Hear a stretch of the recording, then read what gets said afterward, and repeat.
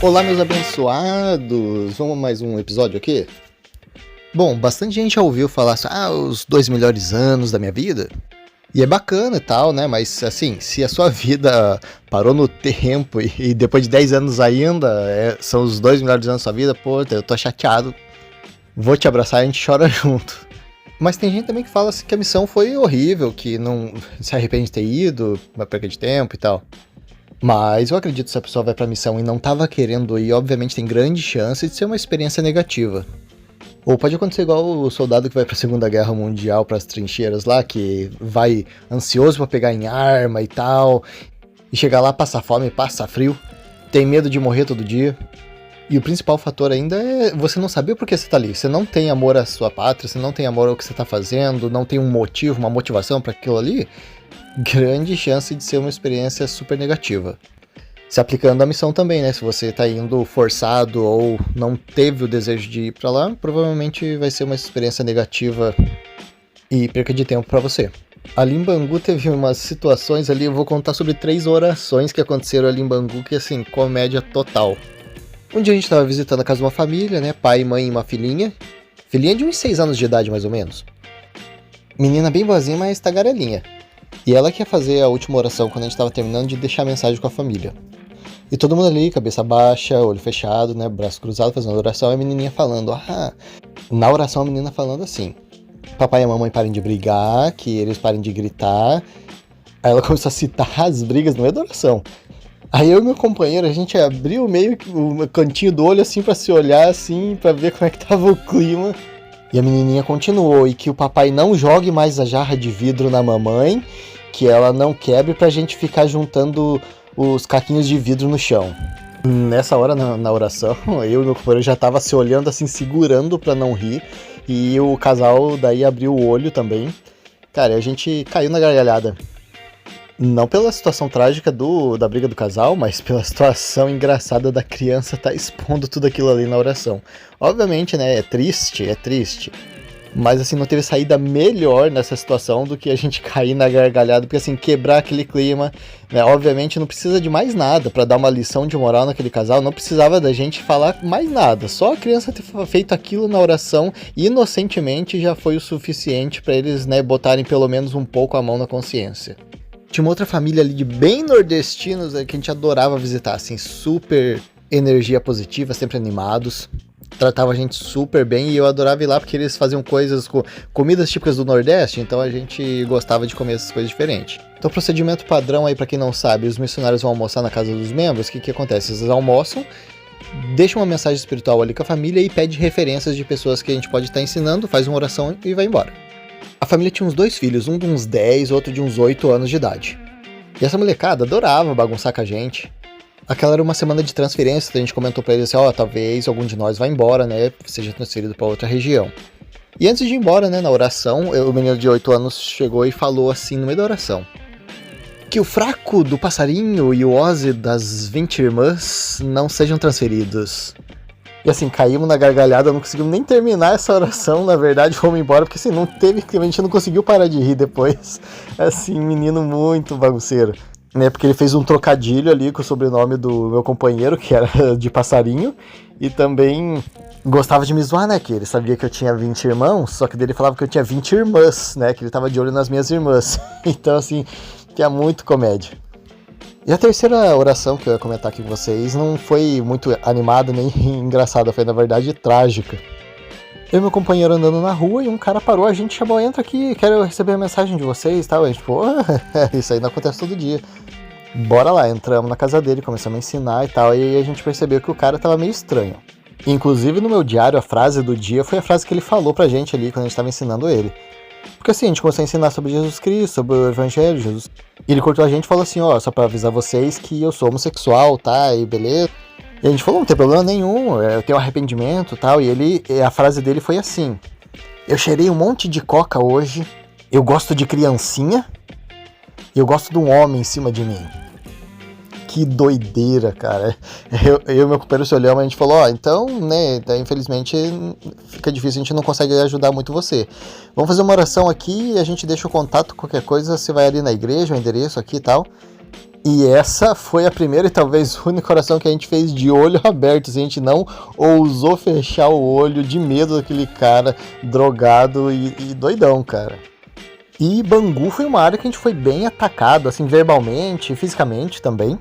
Eu lembro de várias vezes, gente passando pela rua gritando pra gente, passando de carro, gritando. Ou falando assim, vocês são um casal, e zoando. Teve uma vez a gente saindo de casa, perto de casa ali, e cedo, andando na rua, passamos perto de um sobrado e jogaram uma bexiga com xixi na gente. Felizmente a bexiga bateu no chão, espirrou um pouco na gente, mas não acertou em cheio. Cara, eu ia ficar muito chateado se tivesse acertado na gente. A gente olhou rapidinho assim pra janela e entraram novamente assim e fugiram. Agora tem uma situação que eu acredito que todos os missionários tenham passado na missão, que é aperto para ir no banheiro. E quase não dá tempo, ou realmente não dá tempo. Eu ouvi histórias na missão, né, de gente que, meu companheiro em tal área tava apurado querendo ir pro banheiro, e assim a gente já tava perto da capela, quando faltava ali uns metros, não teve jeito, aconteceu. Mas eu não posso estar confirmando aí, porque não foi comigo. A situação que foi comigo é que a gente almoçou na casa da irmã, beleza, almoço maravilhoso, e a gente saiu. E eu tava bem aquele dia, não tinha nada. E eu acho que meio que você sai pra andar e aquela carga ela dá uma sentada, né? Então andei umas quadras, 2 quadras da casa da irmã e bateu. Mas bateu de um jeito assim que não teve aviso. Eu só falei pro meu companheiro, não preciso usar o banheiro agora. Eu olhei pros lados, tinha um bar do nosso lado. Gritei pro cara lá do balcão, falei, onde que tem o banheiro? O cara falou, tá ali. Mas a gente não teve nem tempo de pensar. O banheiro era o quê? Era um puxadinho ali do lado. Não tinha nem porta. Era uma cortininha mal feita, pendurada num fio de luz. Assim, não vou nem exigir, né, que o cara tava fazendo um favor de deixar usar o banheiro ali. Mas assim, sempre gostei de uma privacidade pra estar ali fazendo minhas necessidades fisiológicas.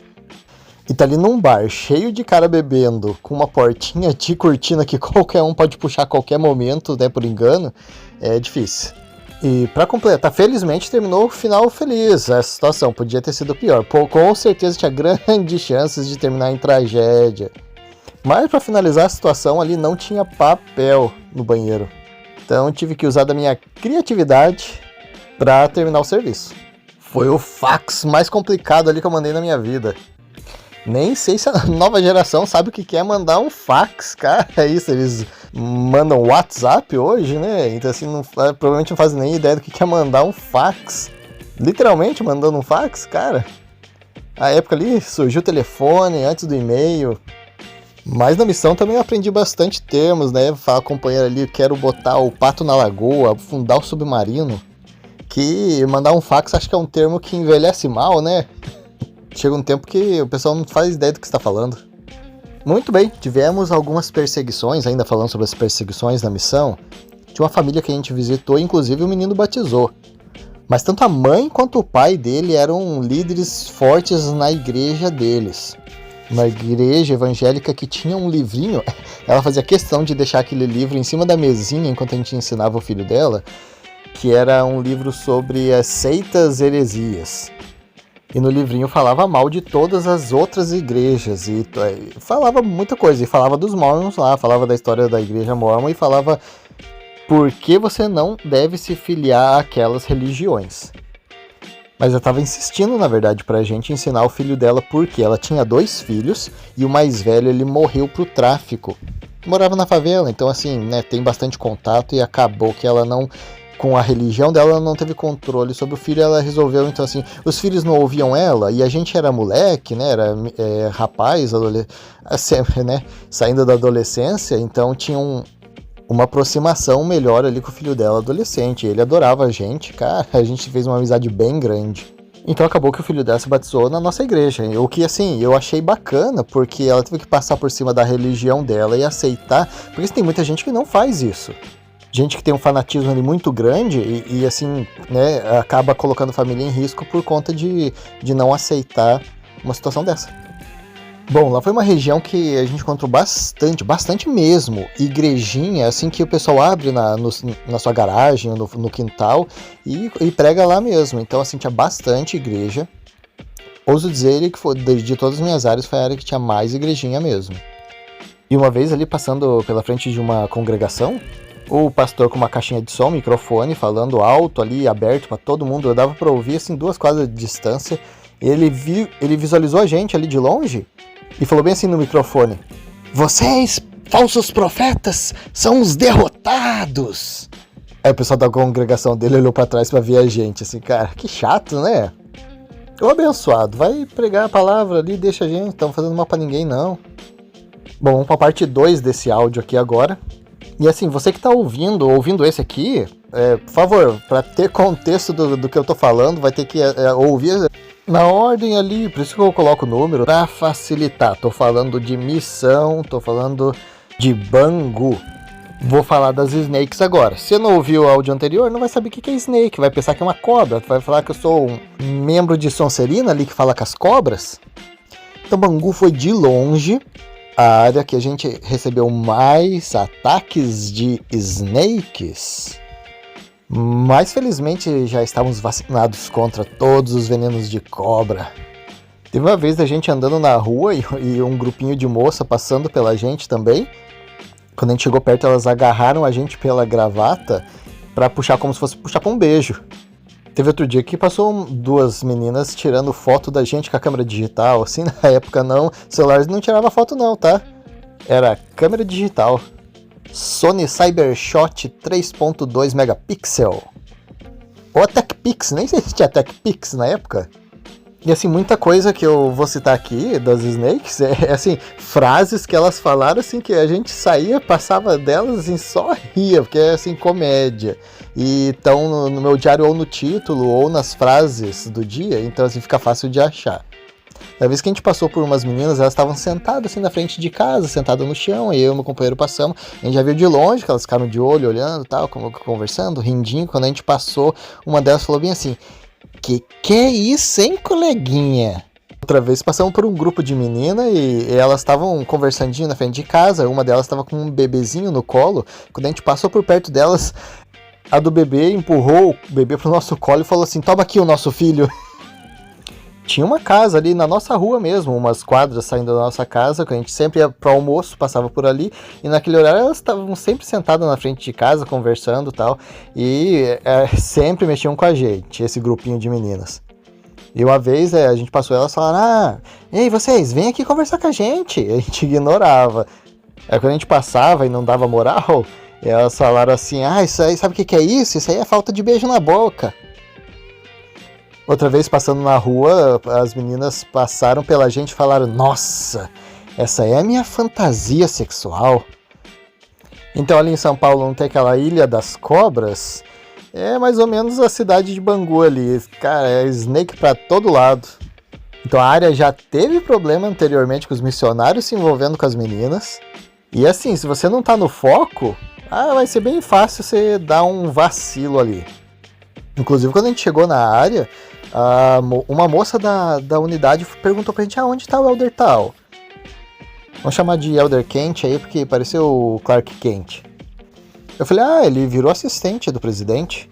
E não acredita que essa moça, ela correu atrás para descobrir aonde era a unidade que os assistentes da missão trabalhavam, para ela poder ir visitar a unidade de lá. Então ela parou de ir na igreja ali de Bangu para ir na unidade onde os assistentes trabalhavam, porque eu não fazia ideia. E depois o pessoal me contou que aquele elder deu uma vacilada ali com aquela moça e ela meio que chonou.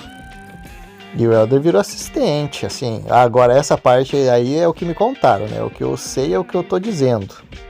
O Elder Kent não tomou a vacina ali, né?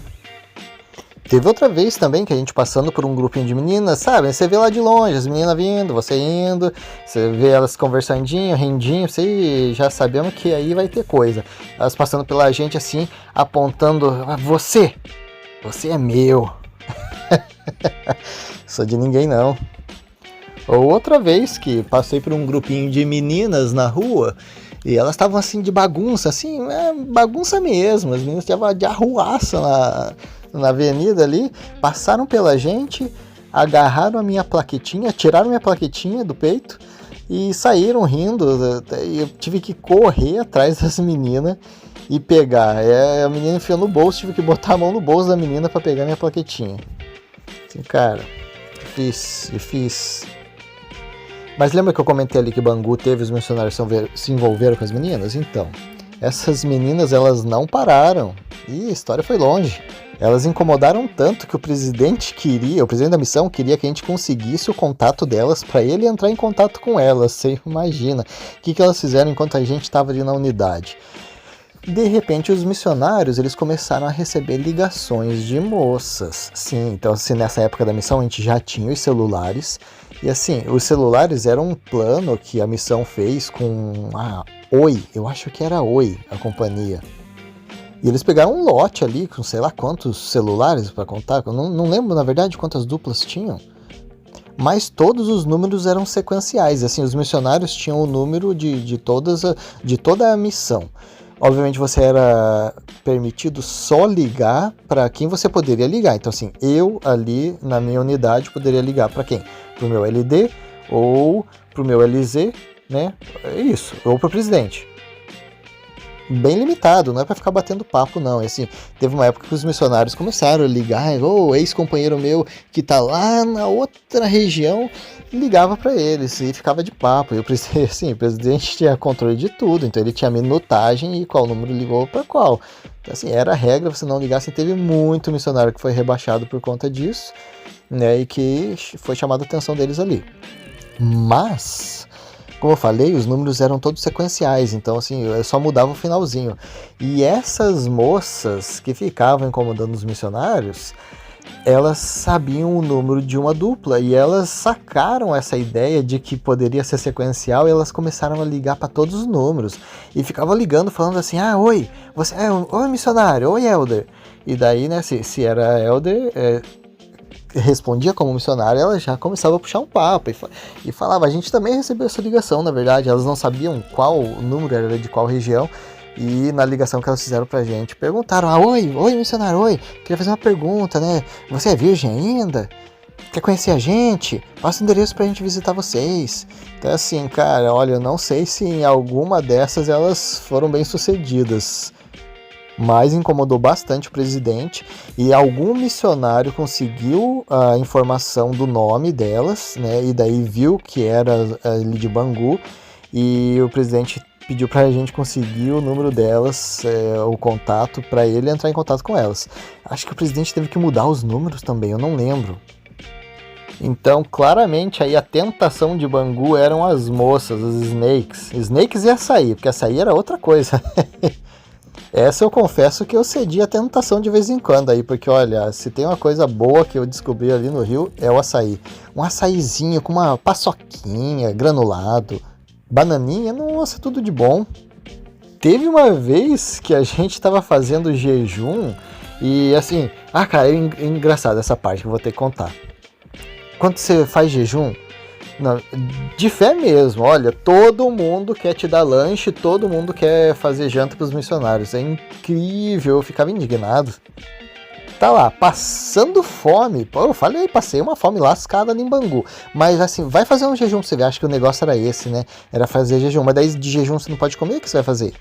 Ficava num paradoxo, e numa dessas eu escrevi ali no diário, eu li esse dia ali, fazendo jejum, e daí a gente vai pra rua ensinar, e assim, todas as casas oferecendo lanche, oferece lanche aqui e ali. Eu falei pro meu companheiro, cara, você tá de sacanagem com a minha cara, que a gente tá fazendo jejum e todo mundo resolve oferecer um lanchinho gostoso e a gente ali negando, alguns a gente tinha que explicar não, né, quando a pessoa insiste mais, estamos de jejum e tal. E aí chegou no final do dia, opa, tá na hora de voltar pra casa. Antes de chegar em casa, vamos lá comprar um açaí. Cara, a gente esqueceu completamente, imagina, tá, enfim, né? Esquecemos de verdade mesmo. Porque assim, você nega durante o dia todo um lanchinho, você não vai comprar o açaí lá de propósito, né? Então assim, a gente esqueceu. E assim, compramos, o cara montou o açaí, a gente pagou, e assim, quando eu fui comer, assim, eu percebi que eu tava morrendo de fome, e eu lembrei que a fome era por causa do jejum. Eu falei, a gente tá de jejum? Caramba! Cara, eu não acredito. Ele falou, não, cara, ele falou assim, não, eu vou terminar meu jejum agora e vou comer, porque não é demais pra mim. E ele terminou o jejum e comeu o açaí. E eu falei, cara, não, eu já depois de um dia inteiro desse, né, vencendo a tentação, se esforçando aí pra pra completar um jejum. E agora que eu vou comer, não vai dar, não, cara. Depois desse dia eu vou ter que segurar a onda mais um pouco. E segurei o açaí até chegar em casa. Acho que é questão assim, uns 10 minutos com a mão congelando ali, com o açaí na mão. E levei pra casa e coloquei no congelador. Ai, cara, olha, é difícil. Então, definitivamente, o Bangu é a área que eu tenho mais história, por conta de ter ficado mais tempo lá, conheci mais gente. E depois terminei a missão também, voltei lá, cara, acho umas 3, 4 vezes. Todas as vezes que eu voltei pro Rio para fazer uma visita, eu passei por lá. Parei para pensar aqui, eu acho que deve ter umas 5 ou 6 famílias que eu mantenho contato, assim, mandando um WhatsApp de vez em quando, lá do Rio de Janeiro. E dessas famílias, uma é do Rio. O que eu tô falando? Rio? Uma é de Bangu, todas são do Rio. Uma é de Madureira e algumas são de Galeão, Ilha do Governador. E é engraçado como as coisas são, como eu citei pra vocês, a família ali de Bangu, o cara era do tráfico, né? Cresceu ali no tráfico, resolveu mudar de vida, casou, um filho o nome é bíblico, o outro filho o nome é do livro de Mórmon e tá firme até hoje lá. E assim, é um cara muito gente boa. Nossa, a gente fez uma amizade bem grande enquanto eu tava ali no Rio de Janeiro. Bem grande mesmo, a gente sempre se considerou muito. E é engraçado, né? Porque Bangu tinha tudo pra dar errado e na verdade, assim, deu muito certo. Porque a área mais quente da missão, com certeza todo mundo sabia disso. A área mais favela que eu passei da missão, assim, favela eu digo assim, criminal, né? De perigo. Local onde eu vi mais armas, né, e mortes e tudo. Local onde tinha mais snakes. Passei uma fome lascada. Aí o cara escuta e vai falar, não, você odiou essa área, não? Não, eu adorei essa área. Às vezes as coisas não fazem sentido mesmo. E muito bem, né, chegou uma hora que a gente vai sair da unidade ali, vai ser transferido. E como eu disse, né, a partir ali do momento ali, a partir de Madureira, só foi transferência de emergência. Né? Não que foi uma coisa combinada, eu descobri depois que, no final, que eu não ia mais ter transferência normal. Mas o que eu não esperava, e que me pegou de surpresa mesmo, assim, que faz, tipo, decepções da missão. Essa aí, com certeza, é uma delas, não é a principal eu vou contar e vai ser bem no final da missão. Então vai ter que escutar até o final, se quer saber vai ter que escutar até o final. Agora, uma das principais foi isso. Os meus 2 natais na missão destruídos. Cara, eu não consigo imaginar, assim, alguém com mais azar pra isso. Cara, eu sempre considerei o Natal uma época do ano, assim, maravilhosa. Sempre adorei. Cara, Natal dá um clima bacana, todo mundo animado, presentinho, comida boa. E não é possível, eu não consigo imaginar, assim, uma que tenha área e situação mais propícia pra tudo dar errado nos meus 2 natais. Então, como eu citei lá, saí de Juiz de Fora, uma casa cheia de presente, animado todo mundo, receptivo para ter os missionários em casa. Pá, vou para Madureira, os membros estão bem chateados que os missionários não querem eles na casa e a gente passou em casa sem comida porque eu não tava nem recebendo dinheiro direito. Assim, cara, daí assim eu pensei, não, agora meu segundo Natal vai ser top. Tô aqui numa área, 9 meses já. A gente ia passar o Natal na casa desse membro aí que eu falei, converso do tráfico. Já tinha os presentinhos ali, já tinha tudo combinado, a gente ia passar lá. E eu recebo a ligação do presidente, sim, falando, Helder, temos uma transferência de emergência. O meu presidente falava assim, e assim todo mundo brincava, no respeito, mas é assim mesmo que ele falava. Tem Helder que imita sim perfeitamente. Aí ali por telefone o presidente me explicava como é que era a situação que eu ia encarar, e era isso, cara. E assim, eu tava sempre disposto, obviamente. Triste, sim, 9 meses ali na unidade, prontinho pro Natal, mas assim, nunca cogitei assim, não, vou negar isso, não, sempre tive disposto a ajudar, e mesmo que fosse difícil, como sim, essa situação foi difícil de aceitar, mas assim, nunca cogitei assim, não, vou pensar, ou presidente, tenta outro, não, nunca pensei assim. E é isso, saí ali da unidade que eu tava adorando e fui pra Galeão, na Ilha do Governador. E qual que era a situação? Meus amigos, eu não sabia o que estava por esperar. O presidente falou assim, Os missionários lá em Galeão estão brigando muito e eu, né, pedi para eles segurarem a onda e ficar tranquilo. Mas o companheiro sênior falou que não ia continuar mais nem um segundo com aquele companheiro. O presidente insistiu ali para ele ficar e ele falou: não, se você quiser me manda para casa, mas assim, eu não vou ficar com esse companheiro. Óbvio, o presidente não mandou ele para casa, mas assim, deixou o presidente numa situação assim sem tamanho. E é isso, eu troquei novamente, mandei esse missionário lá para Bangu, no meu lugar, para ter um jantarzinho gostoso de Natal e ficar com o presentinho que eu ia receber. E fui ali para a área dele, onde, de novo, ninguém queria os missionários em casa. Felizmente, eu conheci detalhe, o presidente me ligou no dia 23 de dezembro, tá? Só para vocês saberem. Um agravante. E a transferência aconteceu no dia 24. Exato, na véspera de Natal. Felizmente, assim, eu conheci o conselheiro do bispo, que morava assim relativamente perto da gente. Eu falei: eu sou o Elder novo aqui, parece que estava tendo uma confusão e é isso. Ele falou: Elder, sinto muito por você. Ele falou: se você quiser, é porque a gente trocou umas ideias. Ele fez missão no Rio Grande do Sul. Ele falou: eu gosto muito do Sul, tá? Eu fiz missão no Rio Grande do Sul e, pô, que triste pra você, tá, Elder? Assim, pô, se você quiser, passa o Natal aqui em casa com a gente. E a gente foi passar o Natal com ele. Assim, obviamente, foi de improviso, não tinha nada preparado. E a gente ficou até meio sem graça, né? Porque os membros não gostavam. Não era só o companheiro dele que não gostavam. Os membros também não gostavam muito. Então, assim, ficou um climão? Ficou.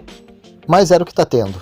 Agora, assim, a situação que eu cheguei ali em Galeão, vocês não têm ideia. Não era só a questão do Natal em si, que já, assim, me deixou um pouco chateado. Mas, assim, né? Bola pra frente.